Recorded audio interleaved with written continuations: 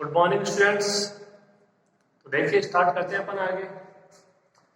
तो थ्योरम है उसका स्टेटमेंट पढ़िए, उसके बाद में इसको प्रूफ करते हैं। किसी परिमित ग्रुप के प्रत्येक अवयव की कोटि, तो कोई ग्रुप ले लेना जी और उसका कोई अवयव ले लेना ए, उसकी कोटि परिमित होती है तथा यह मतलब वो ग्रुप की कोटि या तो ग्रुप की कोटि के बराबर होता है, यानी अवयव की कोटि ग्रुप की कोटि के बराबर होती है या इससे कम। ये आपको प्रूफ करना है। समझ में आ गया? जी लेना है कोई ग्रुप, ठीक है, उसके बाद में उसका कोई अवयव ले लेंगे तो अवयव कोटि हो जाएगी। जैसे ए है तो ए की कोटि ऑर्डर ऑफ ए। अब ग्रुप जी है तो ग्रुप की कोटि ऑर्डर ऑफ जी। ये कह रहा है कि ऑर्डर ऑफ ए है वो ऑर्डर ऑफ जी क्या तो बराबर होनी चाहिए या ऑर्डर ऑफ जी से कम होना चाहिए। ठीक है, ये थ्योरम आसान से थ्योरम है, देखिए करते हैं।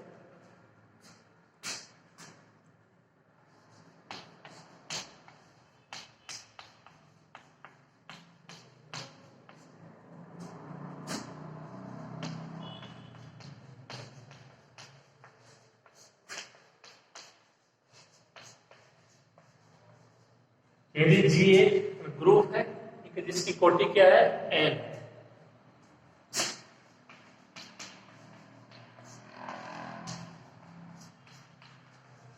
अर्थात order of G is equal to n, यानी जी में एन अवयव है। सिंपल सी बात ही है।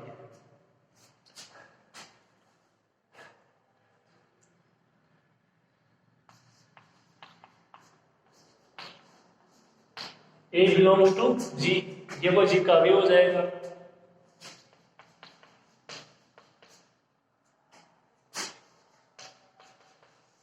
ए की पावर 0 इज इक्वल टू ई, ये हो जाएगा जी का तत्समक अवयव।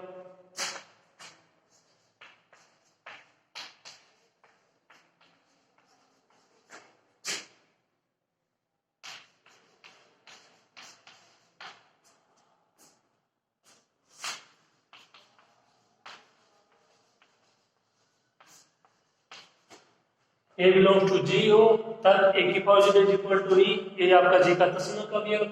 और ये आप कह रहे हो कि इसकी कोटि एन है, जी में एन अवयव है, तो ए स्क्वायर ए क्यूब ए की पावर एन, 1 2 3 एन, ठीक है। एन क्या हो जाएंगे ग्रुप जी के अवयव, ठीक है। इतना क्लियर है? आपने कोई ग्रुप ले लिया, उसकी कोटि ले ली है, order of G equal to N, A की पावर 0 इज इक्वल टू, ये आपको पता तस्मक अवयव होता है इसका, और ये इसके ग्रुप जी के एन अवयव। अब देखिए ये यहाँ पे एन अवयव हो गए इसके, ठीक है, लेकिन एक अवयव ये भी तो है, जो ई है वो भी क्या है जी का तस्मक अवयव है। जी का तस्मक अवयव मतलब जी का अवयव तो है ही ना, तो एक अवयव ये हो गया एन ये हो गई, तो जो इनकी संख्या वो कितनी होगी एन प्लस वन। और अपन कह रहे हैं कि इसमें है कितने अवयव एन ही है, इसका मतलब कम से कम इसके दो अवयव क्या है समान है। बात समझ में आ गई? इंपॉर्टेंट बात यह है एन इसमें आपने अवयव ले लिए, एक आपने दर्शा दिया कि इसका तस्मक अवयव अवश्य होगा, ठीक है, जी यदि ग्रुप है। अब यदि एन अवयव है एक इसका तस्मक अवयव, तो इसमें टोटल संख्या होगी जी के एन प्लस वन। आप ले रहे हो एन, तो इसका मतलब ये हुआ कि इन अवयव में से और इनमें से ये जो एक अवयव है इनमें से कोई दो अवयव क्या है बराबर है, तो एक कम हो जाएगा, तो ये आपके अवयव कितने हो जाएंगे एन अवयव हो जाएंगे, ठीक है। देखिए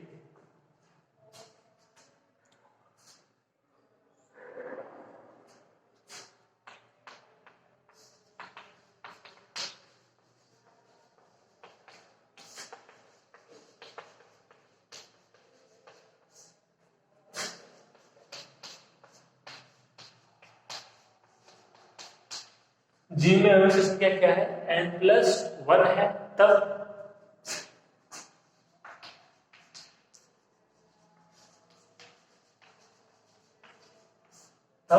जी में सभी अवयव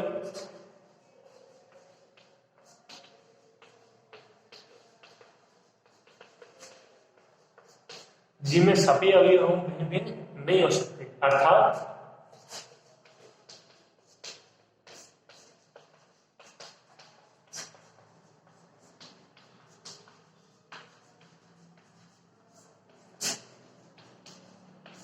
अर्थात जी के कोई दो अवयव समान है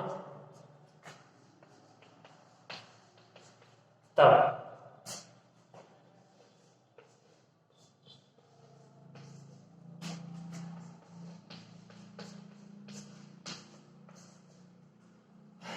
ए की power R is equal to A की पावर एस, जहां पे आर है वो एस से क्या है, छोटा है।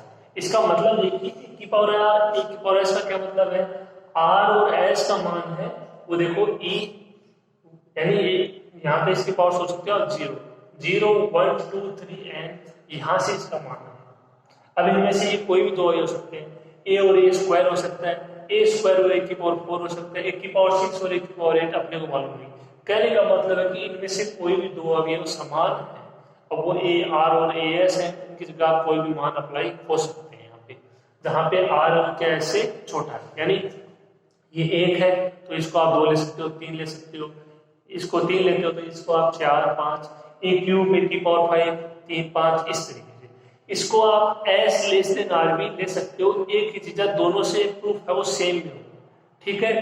तो चाहे तो आर लेस देन एस ले लेना, चाहे एस लेस देन आर लेना, क्योंकि यहाँ से देखो आर और एस वो सेम तो होंगे नहीं, ठीक है, दोनों अलग अलग होंगे, ए स्क्वायर ए क्यूब इस तरीके से, क्योंकि आप ले रहे हो कि दो अवयव समान है, दो अवयव समान मतलब यहाँ के अलग अलग मान होंगे कि आर और एस समान तो होंगे नहीं, और आर और एस समान नहीं होंगे तो उनमें से एक छोटा होगा और एक बड़ा, तो आप कोई सी भी एक कंडीशन ले सकते हो, ठीक है। तो A R is equal to A S, जहां आर क्या है, लेस देन एस।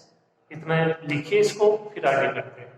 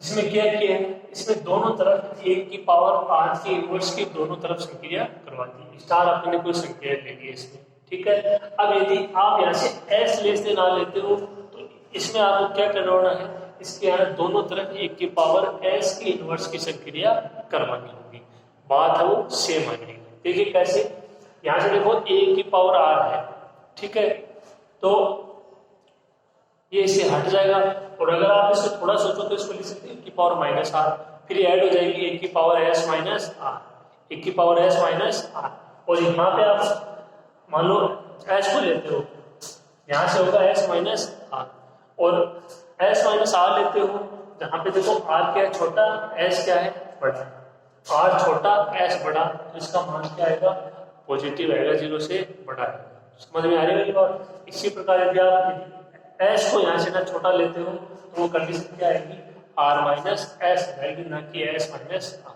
बस इतना सा, ठीक है। तो आप इसका दूसरा तरीके भी करके देख सकते हो, कहाँ चेंज होगा वो आपको मैंने बता दिया। देखिए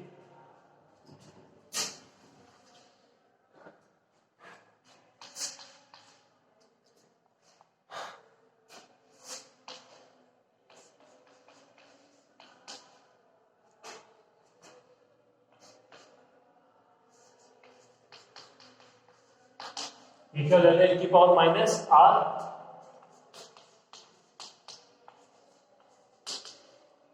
ए की पावर एस माइनस आर, इधर तो ऐड हो जाएगा और इसका मान ई,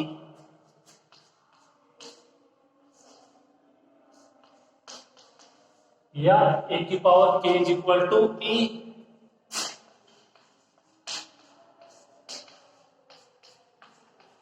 जहां S minus R is equal to एक प्रतीक चिन्ह लिया अपन ने के, ठीक है। आर क्या है, लेस देन एस, इसका मतलब s माइनस आर है वो कभी भी ना 0 के बराबर नहीं होगा, not equal to 0।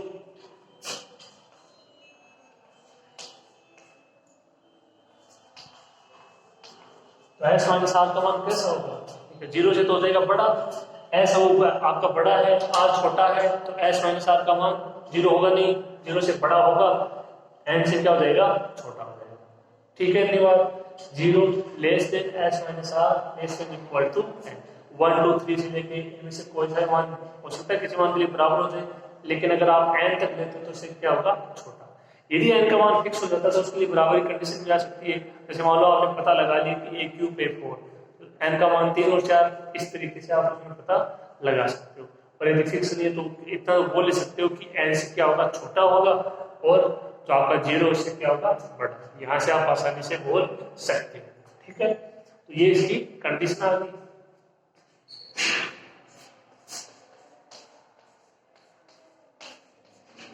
Zero less than k less than equal to n, S minus R is equal to K.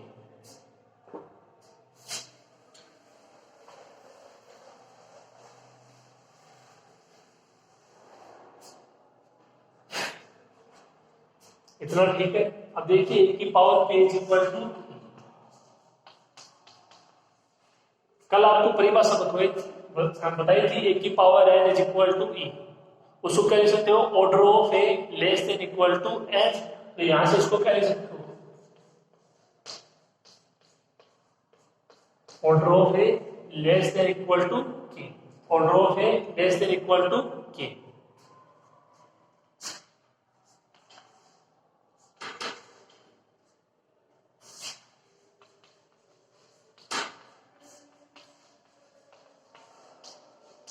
एन समीकरण एक हुए 2 से, देखो order of A less than equal to K और K less than equal to N, के less than equal to n. N क्या है? देखो स्टार्टिंग में मैंने लिखा है ऑर्डर ऑफ जी, एन क्या है? ऑर्डर ऑफ जी।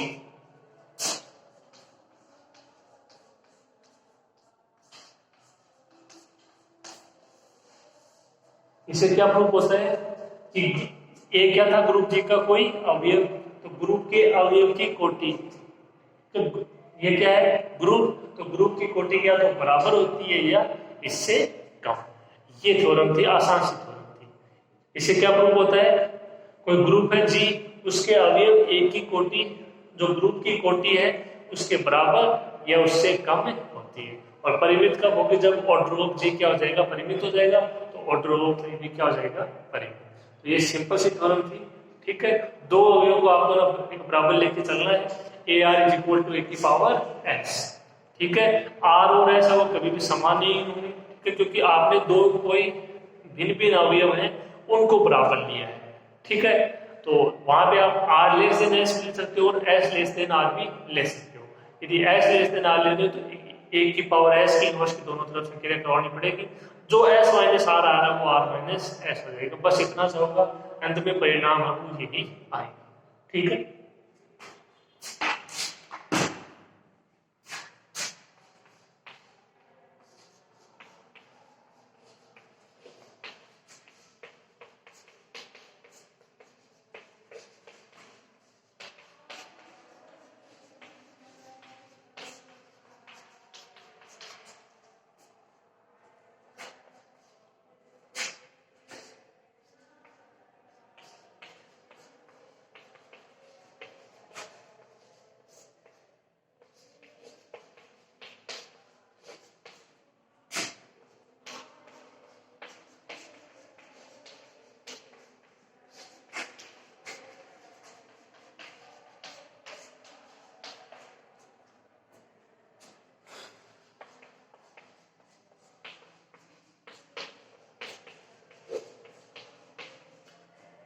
तो ग्रुप के अवयव की कोटि ग्रुप की कोटि के बराबर या इससे कम होती है। ये थोड़ा ठीक है, समझ में आ गई होगी, कोई दिक्कत नहीं होगी। नोट कीजिए इसको।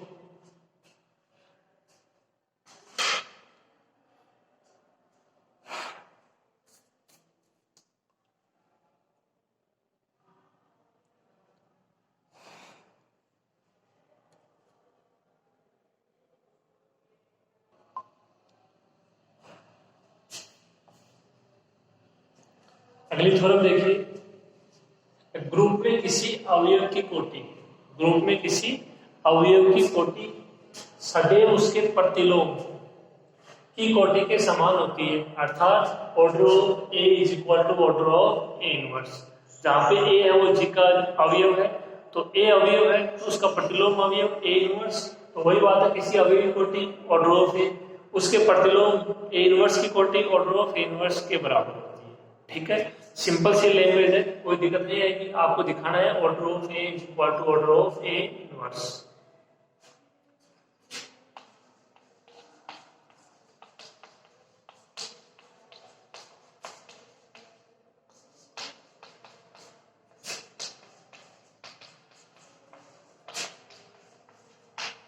यदि जी एक ग्रुप है तथा ए बिलोंग्स टू जी, तो ए इनवर्स बिलोंग्स टू जी, प्रतिलोम अवयव की परिभाषा से। ठीक है,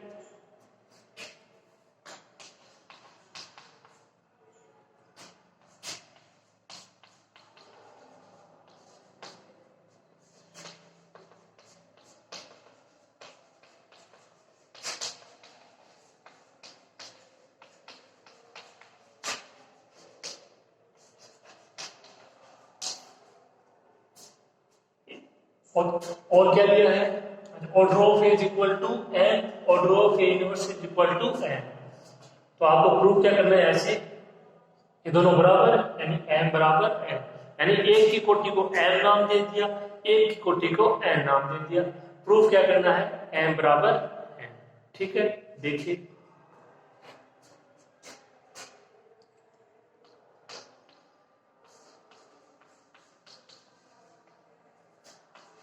order of A is equal to n,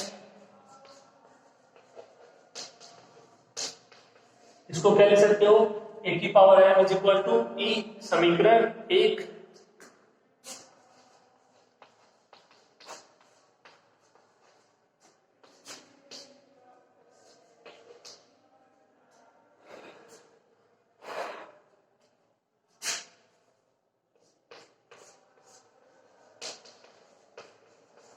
इसको क्या लिखोगे, order of A inverse, A की जगह ए इनवर्स है, इसकी power n is equal to e, समीकरण 2। ये समीकरण 1 और ये समीकरण 2, इसकी परिभाषा से हो जाएगा आराम से। अब देखिए दोनों को बारी बारी से हल करते हैं।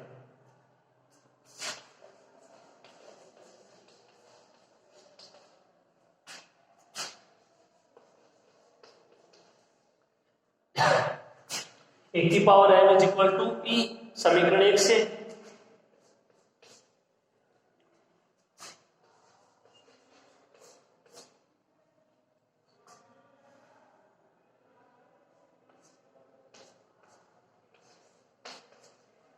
इसमें दोनों तरफ क्या कर दिया, इनवर्स लगा दिया।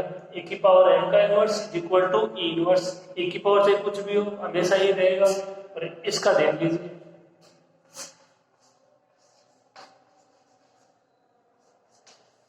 ए की power minus m is equal to e।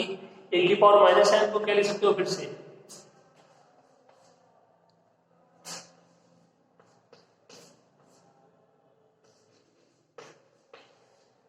A की पावर -1 की पावर n, ये तीनों एक ही चीजें हैं। ए की पावर n की पावर -1, ए की पावर -n, या ए की पावर -1 की power n is equal to e। या यहां से इसको क्या ले सकते हो, order of A inverse, order of A inverse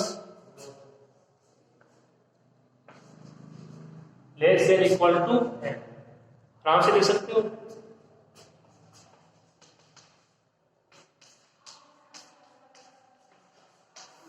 A की power n is equal to e, तो उसको क्या लिखा था, order of A less than equal to n। A inverse की पावर n, ए की जगह इनवर्स है, n की जगह m है, order of A inverse less than equal to n। ठीक है, ऑर्डर ऑफ ए इनवर्स का मान, ऑर्डर ऑफ ए इनवर्स का मान n, समीकरण 2 से क्या आ जाएगा, यहां से n लेस देन m।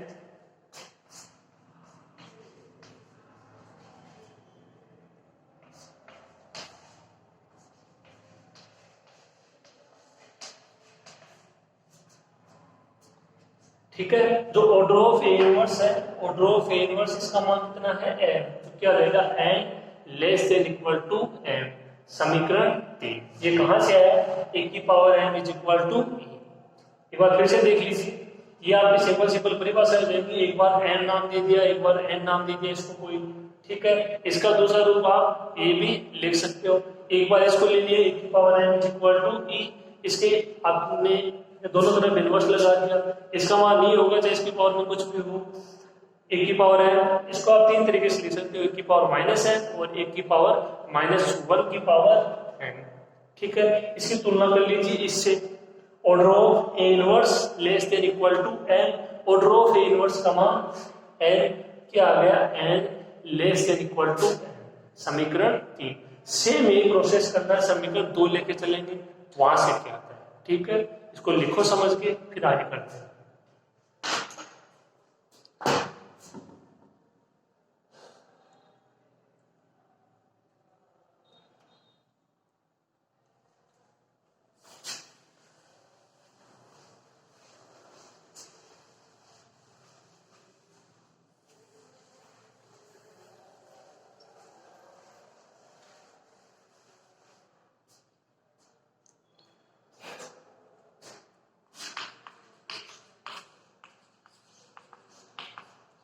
समीकरण 2 से अब की बात,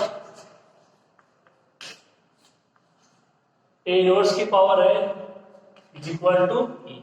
इसका यहां से इनवर्स करें, उससे पहले इसको थोड़ा सा हल कर लेते हैं।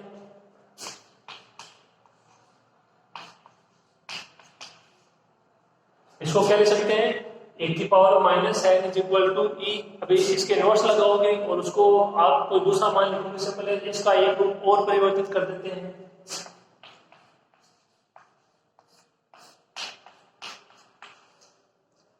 ए की पावर है उसकी power minus one is equal to ई।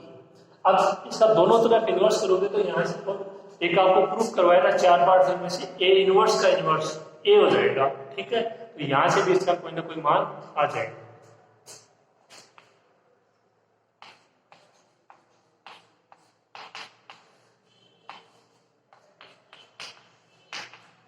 ए की पावर एन का inverse is equal to E, इसका दोनों तरफ इनवर्स कर दिया। ए की पावर एन का inverse is equal to E inverse.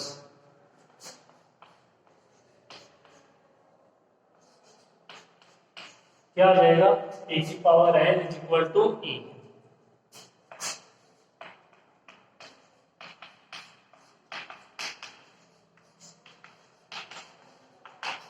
क्या आपको मैं प्रूफ करवा चुका हूं। ए इनवर्स का inverse is equal to A for all A belongs to G. एक की जगह यहाँ पे क्या है, एक की पावर एन, एक की पावर एन का इनवर्स एक की पावर एन, इसका मान ई, एक की power N is equal to E. अब जैसे आपने इसको यहाँ पे इस प्रकार लिखा, सेम इसको लिखिए, क्या हो जाएगा, order of A less than equal to n, order of A less than equal to n. यहाँ पे जैसे देखो एक की पावर माइनस वन की power N is equal to को क्या लिखा, ऑर्डर ऑफ ए इनवर्स, तो order of A less than equal to n, less than equal to n, ठीक है। इतना हो जाएगा। ऑर्डर ऑफ ए का मान, ऑर्डर ऑफ ए का मान एन, समीकरण 1 से।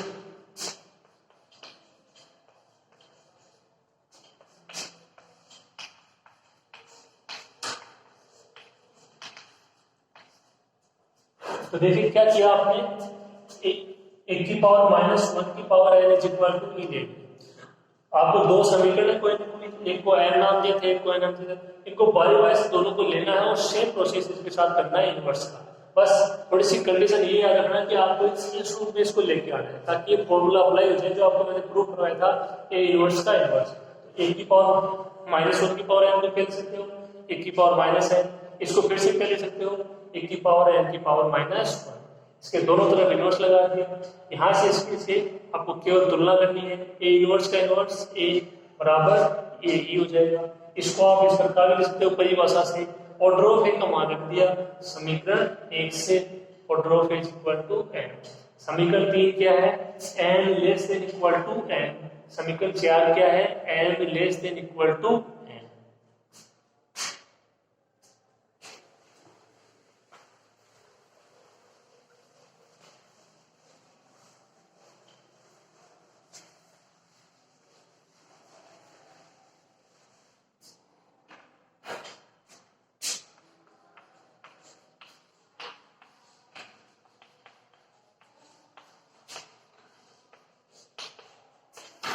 समीकरण 3 प्लस समीकरण 4 से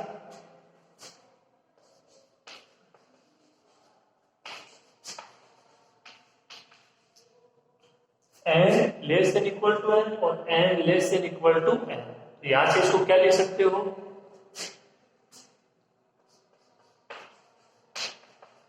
n is equal to n।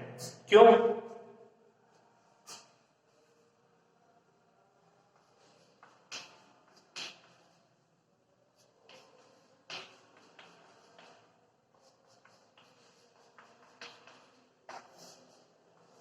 ये आपने समझे पढ़ा होगा, a less than equal to b या b less than equal to a, या वो वहां पे समुच्चय के लिए था, बात एक ही है, a containing b, b containing a, तो a बराबर b। तो बात वही है यहाँ पे, ठीक है। यहाँ से इन दोनों से क्या मतलब है कि यहाँ पे इन दोनों में जो अभी कॉमन कंडीशन है वो बराबर की है, a है वो b से छोटा है, b है वो a से छोटा है, ठीक है। दोनों कंडीशन एक साथ अप्लाई नहीं हो पाई, तो कौन सी बचेगी, बराबर की कंडीशन बचेगी। या देखो एक और था,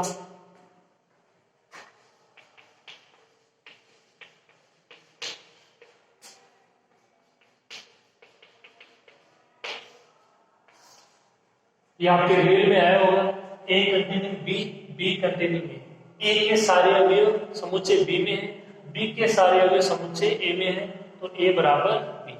तो सेम ही उसी तरीके से, चाहे आप ऐसे समझ लीजिए चाहे आप ऐसे समझ लीजिए, ठीक है।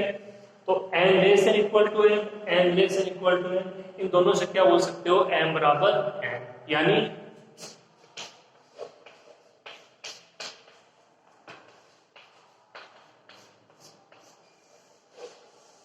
Order of A is equal to order of A inverse. तो ये थी सिंपल सी थ्योरम, समझ में आपको आई होगी, कोई दिक्कत इतनी हुई नहीं होगी इसमें, ठीक है। बिल्कुल सिंपल सिंपल थ्योरम है, देखिए इतनी कोई ज्यादा बड़ी है नहीं, बस थोड़े से आपको परिभाषा याद रखनी है, बाकी तो हो जाएगा, ठीक है। तो आप इसको लिखिए, और ये थोड़ी सी नई चीजें हैं और आपके पहले भी आई होंगी, इनका यहाँ पे यूज होगा, ठीक है। इनको थोड़ा सा पढ़ लेना, एक बार याद हो जाएंगे, आप इसको लिखिए अच्छे से, ठीक है। आज की क्लास में इतना ही हो पाएगा, अगली क्लास में कुछ और थ्योरम करेंगे, ठीक है। इतना लिखिएगा।